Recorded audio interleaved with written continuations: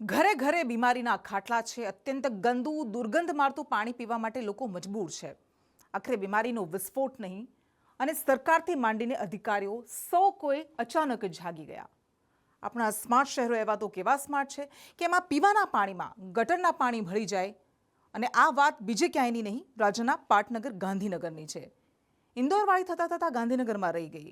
જો અમારો ground zero report. પાણી એકદમ પાયાની સુવિધા, પણ આ પાણી બીમાર કરી શકે છે, ખૂબ બીમાર. ઇન્દોરમાં દૂષિત પાણીએ 6 મહિનાના બાળક સહિત 15 લોકોના જીવ લઈ લીધા, તો ગુજરાતના પાટનગર ગાંધીનગરમાં સેંકડો લોકોને બીમાર કર્યા. કારણ બંને જગ્યાએ એક જ, પીવાના પાણીમાં ગટરનું પાણી ભળી ગયું.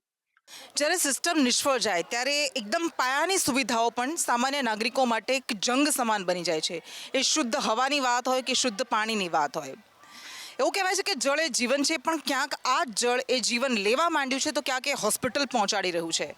ઇન્દોરમાં આપણે જોયું કે 14 થી 15 લોકોના જીવ આ દૂષિત પાણીએ લઈ લીધા. અને આ આપણા વિકાસશીલ ગુજરાતનું પાટનગર ગાંધીનગરનું આદિવાડા છે કે જ્યાં પણ 104 કરતાં વધારે લોકો ટાઇફોઇડનો શિકાર બન્યા છે. સવાલ એ થાય કે જ્યારે વારંવાર અધિકારીઓને તંત્રને રજૂઆત કરવામાં આવી તો એ શા માટે અવગણવામાં આવી? શા માટે એવું થાય છે કે જ્યારે લોકો આંકડા બની જાય ત્યારે જ તંત્ર જાગે છે? આદિવાડા ગામમાં કેવી પરિસ્થિતિ છે, શું હાલત છે લોકોની, આપણે એમની પાસેથી જ જાણીશું.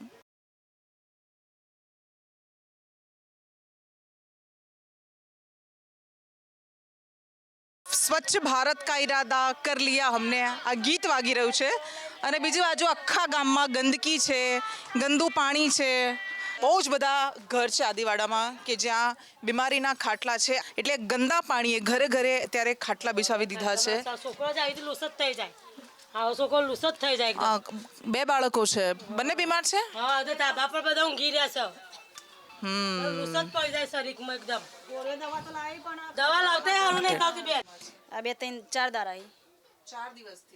એટલે આ ગંદા પાણીને કારણે આવું થઈ રહ્યું છે. હા, ગંદા પાણી નહીં સારું આવતું, કવરું વખાવે એકદમ. અત્યારે એને હોસ્પિટલમાં દાખલ નથી કરી, ઘરે જ સારવાર છે. ના, લાવીને દવા લાવી બહારથી દવા. રિપોર્ટ કરાયા છે? ના, નહીં કરાયો. અચ્છા, એટલે આવા તો કેટલાય નાના નાના બાળકો છે કે જે બીમાર છે. સ્કૂલે જવાનું બંધ થઈ જાય બાળકોનું.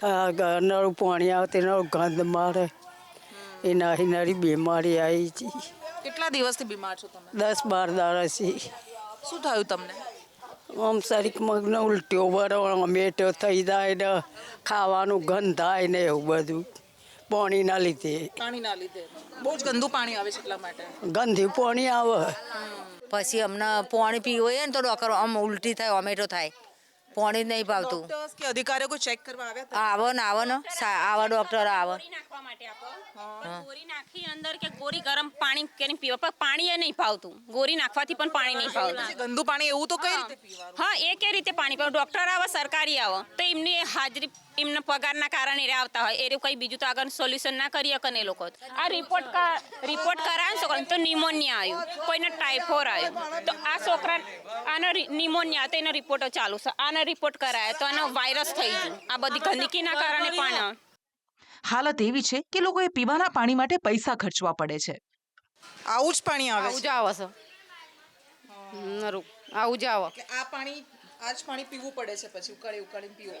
અત્યારે તો પીતા નહીં, પણ વાપરવા માટે લઈએ ખાલી. હા, તો પીવાનું ક્યાંથી લાવો? પીવાનું તો આમ બાજુથી ભરી આવીએ. બહારથી લાવવું પડે છે? બહારથી પીવાય નહીં એટલા નહીં માટે. પીતા. ફિલ્ટર થયેલું એ પાણી વાપરીએ. પીવાના પાણી માટે પણ પૈસા પૈસા ખર્ચવા પડે. કેટલા આપવા પડે? એ 30 રૂપિયા લે એક જગના. એક જગના? હા, એક જગના 30 દિવસમાં રૂપિયા. તો ઘણા બધા પાણીનો વપરાશ તો હા, વધારે જ હોય ને? વપરાશ થાય ને મેડમ, થાય વપરાશ. એટલે પીવાના પાણી માટે પણ પૈસા ખર્ચવા રહે, એટલે મજૂરી કામ કરતા હોય બધા. ઘરની અંદર 3-4 બીમાર છે. જો આ બેનને ટાઇફોઇડ પકડ્યો, પછી અંદર છોકરાની વહુ છે એને ટાઇફોઇડ પકડ્યો. શું થયું તમને? તાવ ને ઠંડી જ આવે. રિપોર્ટ કરીને ટાઈફોઇડ બતાવ્યો. રિપોર્ટ કરાવ્યો તો? અચ્છા, તો રિપોર્ટમાં શું આવ્યું? ટાઈફોઇડ. ટાઇફોઇડ આવ્યો. અત્યારે દવા ચાલુ છે? બાટલા ચાલુ આવે. બાટલા ચાલુ છે. પાણી આવે ને તે પાણીના મય નકરી લીલા આવે અને આપણે હાથમાં ચાલીએ ને એટલે ચીકણું લાગે.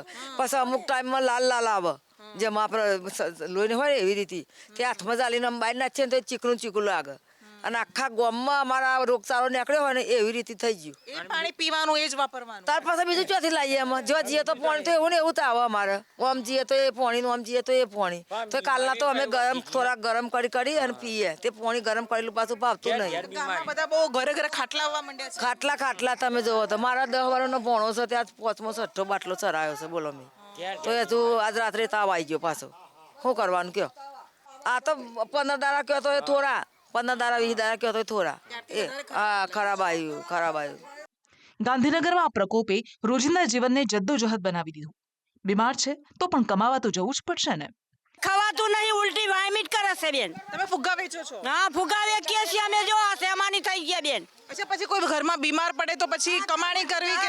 અમારે પોતે જ ઉલટી ઝાડા થાય ને વાયમિટ થાય છે બેન. કેટલા દિવસથી? આ તો 4-5 દિવસથી મજબૂરીથી ફુગા વેચવા જવું પડે. કોણ ખવડાવે? બીમાર છો અત્યારે? હા, તાવ આવે તો કે ઝાડા ઉલટી? ઝાડા ઉલટી તાવ વાયમિટ. હા, એક જ જગ્યાએથી ગટર અને પાણીની લાઈન પસાર થાય છે અને તેમાં લીકેજ થતા આ સમસ્યા સર્જાય. એ ગટર છે અને ગટરના અંદર પાણી બધું મિક્સ થાય. પાણીના અંદર પાણીની લાઈન છે, પાણીની તૂટી ગયેલી લાઈન છે અને ગટરની અંદર પાણીનું બધું જાય છે. ખાલી વોટ લેવો હોય ને ત્યારે જ ખાલી ગામમાં આવે છે, બાકી કોઈ દેખાતું નથી. તો લોકો તો કહે છે 15 દિવસ. 3 દિવસથી છે. ના 3 દિવસથી છે, મને ખબર છે ને. 3 દિવસથી છે. તમે ભાજપમાં છો? હા ભાજપમાં જ છીએ. કેટલા બીમાર પડ્યા અને કોઈ જોતું એ નહીં ને પાણીમાં બાસ કેટલી આવે. હા, ગામનો જ એક નાગરિક કહે છે કે દારૂ ચવાણા આપીને નેતાઓ વોટ લઈ જાય પછી કોઈ જોવા પણ નથી આવતું. ચવાણા આપે, દારૂ આ રીતનું પૈસા આપે, એ રીતે આપી અને વોટ લેતા હોય છે. પછી કોંગ્રેસ હોય ચાહે ભાજપ હોય, ચવાણું દારૂ આ બધું આપીને વોટ લઈ જાય છે. લઈ જાય. અને પછી આ ગામના અંદર વોટ એ રીતે લઈ જાય પછી કોઈ જોવા આવતું નથી. ફોન કરે તો તમારા ગામમાં પૈસાથી વોટ મળે છે એવા જવાબ પણ મળતા હોય છે.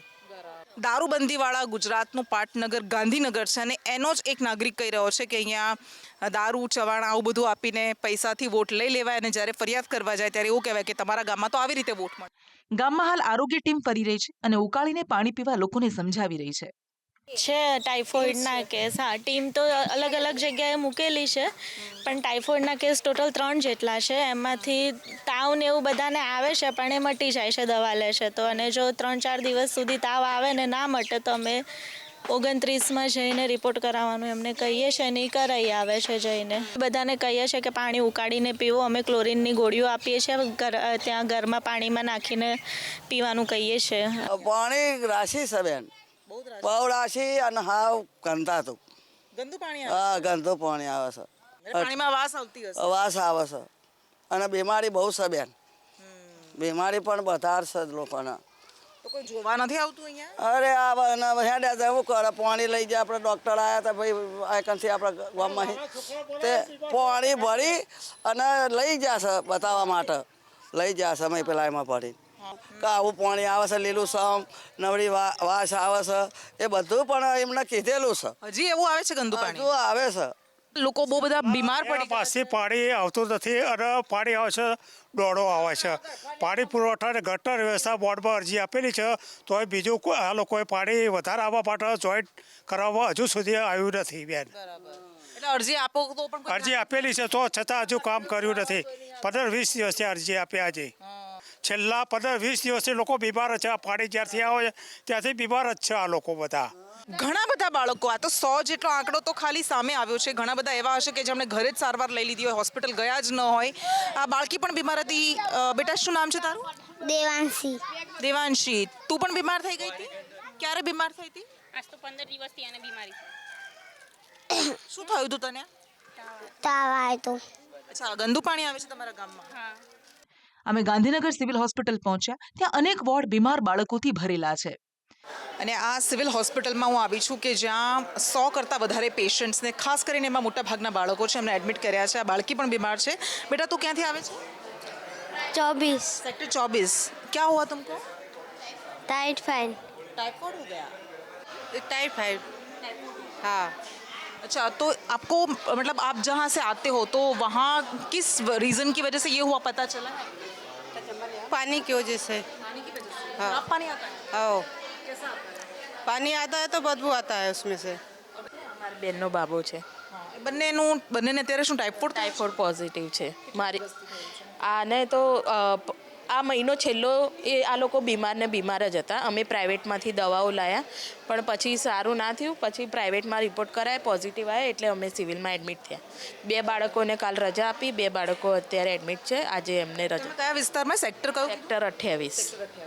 અચ્છા, તો તમારે પણ આ સમસ્યા છે દૂષિત પાણીની, ગંદા પાણીની? હા, પણ એ અમને આ થયા પછી અહીંયા એડમિટ થયા પછી ખબર પડી કે ત્યાં દૂષિત પાણી છે. પણ પેલું જે ચેક કરવાયા ને ઘરે, તો એમને ચેક કર્યું ને ત્યારે ખબર પડી કે પાણીની અંદર એવા જમ્સ છે, બેક્ટેરિયા છે. હજી તો બીજા જે પ્રાઇવેટમાં ગયા હોય એ લોકોનો તો કોઈ રેકોર્ડ થાય જ નહીં ને કે કેટલા પોઝિટિવ છે. એવા તો કેટલા છોકરાઓ બીમાર પડ્યા છે. કાલે જ 28ના 10-15 કેસ સામેના વોર્ડમાં આવ્યા છે. વાત કરતા એક વાલીએ કહ્યું કે બાળકો બીમાર છે, બીજા દર્દી આવે એટલે અમને શિફ્ટ કરાય છે. બેડ મળ્યો નહીં અને પરિણામે 1 કલાક બહાર બેઠા રહ્યા. એમનું એવું કહેવું છે કે 1 કલાક મારે બહાર બેસી રહેવું પડ્યું કારણ કે ક્યાંય જગ્યા જ નહોતી અને રજૂઆત કરવા છતાં અમને ખાટલો મળતો. હા, નીચે જગ્યા ઓછી પડતી હતી એટલા માટે. એટલા બધા પેશન્ટ આવી ગયા હતા ને એટલે. તો પછી ચાલુ પેશન્ટ જેમની સારવાર ચાલી રહી છે એમને બીજે ફેરવો તો એવું નથી લાગતું કે એમની પૂરી સારવાર થાય પછી એમને બહાર મોકલવા જોઈએ? એટલે સારવાર પૂરી કરી ડૉક્ટરની એડવાઇસ પ્રમાણે જ અમે બીજે વોર્ડમાં ફેરવીએ છીએ. શરૂઆતમાં સરકારથી માંડી અધિકારી સૌ કોઈએ આંખ આડા કાન કર્યા અને હવે સૌ કોઈ દોડવા લાગ્યા છે કારણ કે સામે ઇન્દોરનું ખતરનાક ઉદાહરણ છે. લોકો ગંદા પાણીથી એટલા ત્રસ્ત છે કે તેઓ કહે છે કે આ પાણી પીને બતાવો, અમે આ જ પાણી પીએ છીએ. पानी पीने में भी अच्छी नहीं दिखती है और उसके बाद वो जो आदमी बच्चे से लेके छोटे बड़े सब बीमार पड़ जाते हैं. वो 10 दिवस के बाद तो मैंने एक छोकरी को लाया अपने सिविल से. गौपति का जो सिविल है ना वो भर्ती थी. 10 दिवस बाद उसको लाया मैंने गाँव यहाँ. उसके बाद वो 2 साल के बच्चे भी बीमार हो गया. उसके बाद मैं 15 दिवस से बुखार हूँ. ताव आता है ना 15 दिवस से. इस पे कोई देखने वाला सुनने वाला नहीं है. बस પાણી પણ ગંદુ મળે છે અને પછી સુવિધા પણ નથી મળતી. पानी तो गंदू पी के देखो, 1 गिलास पी जाओगी, पीने के बाद लगता है बाहर उल्टी कर दोगी वो पानी को. ला भाई 1 गिलास पानी दो मैडम को पीने के लिए. नहीं भाई, मुझे बीमार नहीं होना है. आपको बीमार नहीं होना है. मुझे नहीं बीमार होना है, वरना मैं आपकी आवाज नहीं पहुंचा पाऊंगी. एकदम गंदू पानी છે અને આ જ પાણી જો અધિકારીઓ પી શકે, આ જ પાણી નેતાઓ પી શકે તો પછી એ લોકો પણ પી શકે, પણ કોઈને નથી પીવું. બધાને શુદ્ધ મિનરલ વોટર જોઈએ અને આ ગામડાના લોકોને, આ સામાન્ય લોકોને આવું પાણી પીવા માટે મજબૂર કરાય છે. મજબૂર થાય. આમાંથી જમવાનું બનાવવાનું, ખાવાનું નહીં સારું બનતું બેન. એક બાજુ લોકો ગંદુ પાણી બતાવે છે અને બીજી બાજુ ધારાસભ્ય રીટાબેન પટેલ કહે છે કે હવે તો શુદ્ધ પાણી આવવા લાગ્યું છે. લોકોએ જ આપેલું ગંદુ પાણી લઈને અમે મ્યુનિસિપલ કમિશનર, કલેક્ટરથી લઈને મેયરનો સંપર્ક સાધવાની કોશિશ કરી. પણ આગામી દિવસોની અંદર ક્યારે પણ આ બાળકોની સંખ્યા વધે તો એના માટે દવાની, વોર્ડની અને ડૉક્ટરોની પૂરી તૈયારી કરવામાં આવી છે. એક સવાલ કે આ પછીની વાત છે કે આવું થઈ રહ્યું છે, હવે સારવાર થશે, વોર્ડ ઊભા કરાશે, પણ અમે ત્યાં જઈને આવ્યા, લોકો કહી રહ્યા છે કે 15 દિવસથી આવી સમસ્યા છે, દુર્ગંધ મારતું પીળું ગંદુ પાણી આવી રહ્યું છે, તેમ છતાં કોઈ સાંભળતું નથી. ન ધારાસભ્ય સાંભળે છે, ન કોર્પોરેટર સાંભળે છે. તમને નથી લાગતું કે આ ખરેખર જીવલેણ સંકટ બને પછી જ કેમ આપણે દોડવું પડે છે? આ પાણી લીકેજ થયું હતું, એટલે પાણી જ્યારે લીકેજ થયું ત્યારે એની સાથે પાણીને ક્લોરીન સાથે શુદ્ધ કરવામાં આવતું જ હતું, પણ જેટલા પ્રમાણમાં એને શુદ્ધ કરવામાં આવતું હતું એ પ્રમાણમાં પૂરતું નહોતું થતું, કારણ કે એકી સાથે પાણી દુર્ગંધ થયું હતું, પાણી લીકેજ થયું હતું. એટલે એને શુદ્ધ કરતાં જેટલું MLD શુદ્ધ કરવાનું તો એમાં થોડીક વાર લાગે. આજે પણ ગંદુ પાણી અમે આવે છે, અમે જોયા આવે તો એ લીકેજ છે, એ સમારકામ કરવાનું ક્યારે શરૂ થશે? નહીં, અત્યારે કામ ચાલુ જ છે. જે સેક્ટર 26, 27 અને આદિવાડામાં હતું એ પરિપૂર્ણ થઈ ગયું છે. 24 સેક્ટરની અંદર એ વિસ્તાર થોડોક ગીચ છે.